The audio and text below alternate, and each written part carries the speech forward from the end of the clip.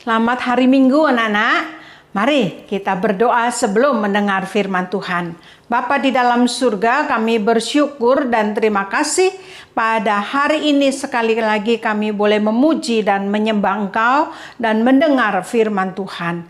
Tuhan berkati supaya kami boleh mengerti dan melakukannya dalam hidup kami. Dalam nama Tuhan Yesus kami sudah berdoa. Amin.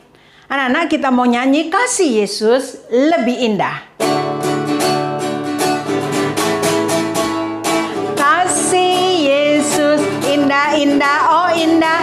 Kasih Yesus indah-indah, oh indah. Lebih indah dari pelangi, lebih indah dari bintang di langit, lebih indah dari bunga di padang, oh Yesusku. Kasih Yesus indah-indah, oh indah. Kasih Yesus indah-indah, oh indah. Lebih indah dari pelangi, lebih indah dari bintang di langit, lebih indah dari bunga di padang, oh Yesusku. Nah, anak-anak, sebelum kita mendengar cerita, kita lihat terlebih dahulu apa evaluasinya. Yang pertama, berapa kalikah Daud bertanya kepada Tuhan sebelum menyerang bangsa Filistin? Yang kedua, siapakah imam yang bersama dengan Daud?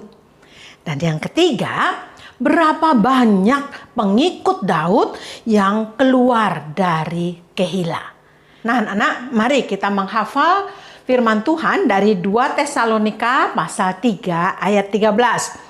Dan kamu saudara-saudara, janganlah jemu-jemu berbuat apa yang baik. Sekali lagi ya. 2 Tesalonika 3 ayat 13. Dan kamu saudara-saudara, janganlah jemu-jemu berbuat apa yang baik.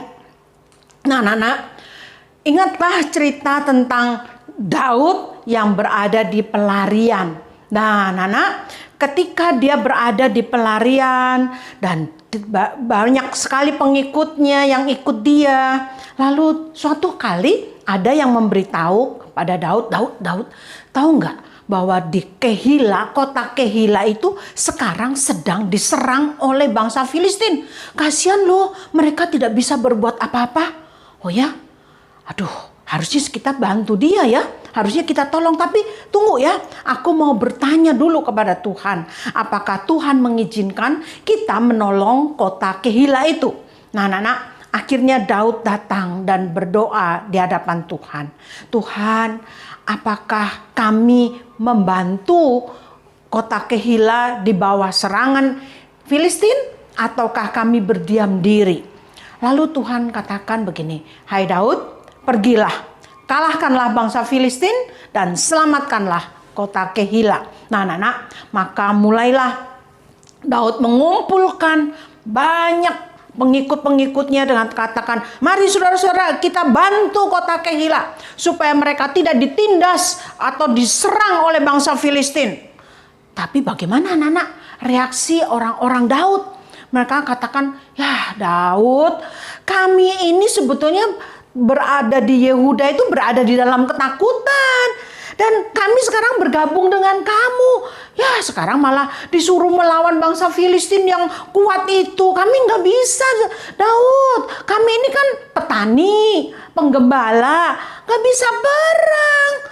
Tapi Daud, ya oke dah saya tanya dulu sama Tuhan. Karena Tuhan sudah mengatakan bahwa kita harus ke Kehila. Akhirnya Daud datang lagi kepada Tuhan. Tuhan, pengikut-pengikutku ketakutan. Mereka nggak berani melawan bangsa Filistin. Tapi Tuhan katakan, besok tetap pergilah ke Kehila. Aku akan menyerahkan bangsa Filistin itu kepadamu.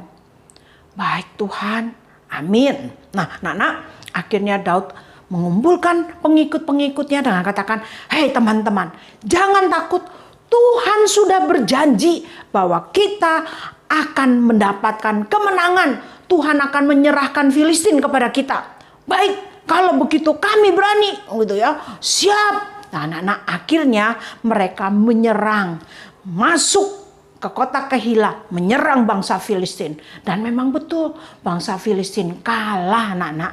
Mereka bisa kabur dari kota Kehila. Penduduk Kehila tidak lagi berada di dalam penindasan atau kekerasan dari bangsa Filistin. Nah, anak-anak, berita bahwa Daud membantu kota Kehila ternyata didengar oleh Raja Saul karena ada yang menyampaikannya.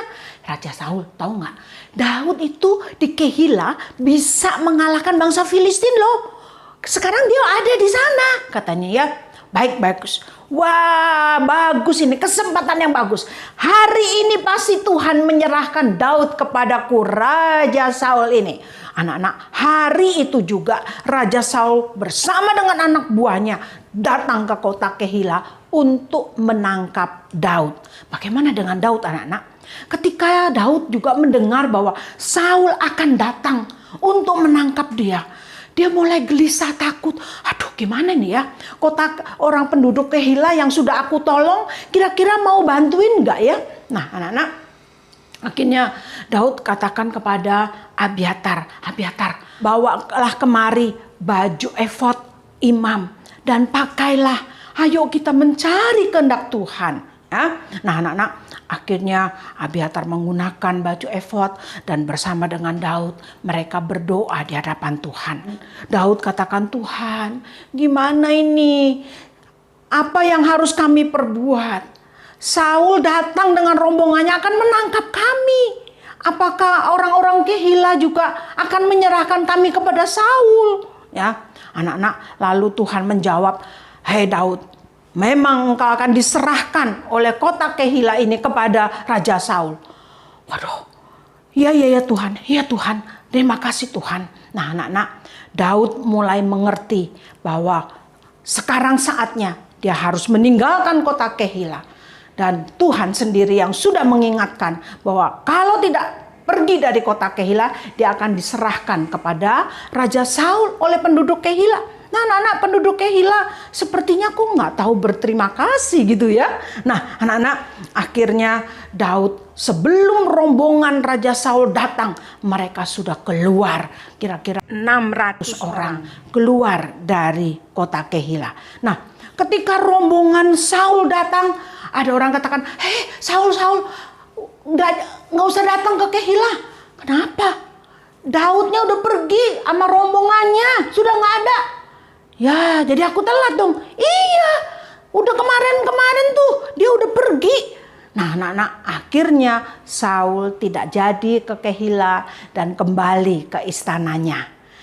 Anak-anak, inilah Daud yang diingatkan oleh Tuhan sehingga dia tidak menjadi kecewa ketika menolong orang walaupun tidak ada timbal baliknya.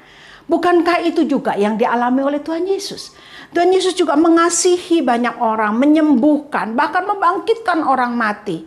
Tetapi ternyata dia harus disalibkan karena kebencian mereka. Nah, anak-anak, tapi justru Tuhan Yesus naik ke kayu salib. Dia tetap memberikan pengampunan kepada kita yang mau percaya kepadanya. Jadi, jangan jemu-jemu berbuat baik. Kerjain tugas sendiri, main juga sendiri. Ani, kenapa kamu nyanyi gituan? Ajak tuh main sama adekmu. Jangan jadi yang begitu tuh, kesepian namanya. Enggak Dedek nakal. Emang kenapa Dedek nakal? Iya mah, dia kan suka curang kalau main. Suka ngerebut mainanku. Padahal kalau Dedek nggak bisa ngerjain tugas sekolah mah, aku yang bantuin. Aku yang ngajarin dia. Apalagi kalau HP-nya ngadat tuh waktu dia sekolah online. Aku yang tolongin dia loh, Ma. Cici baik banget ya. Iya, tapi dia suka nakal. Mending main sendiri aja. Ani, Mama jadi inget tuh firman Tuhan dari 2 Tesalonika 3 ayat 13. Jangan jemu-jemu berbuat apa yang baik. Nah, jadi jangan nyesel kalau perbuatan baik kita tidak dibalas dengan baik. Tuhan Yesus juga begitu loh. Dia sudah berbuat baik, mengasihi banyak orang, tetapi malah disalibkan. Tapi dengan penyalipannya membuat kita diselamatkan.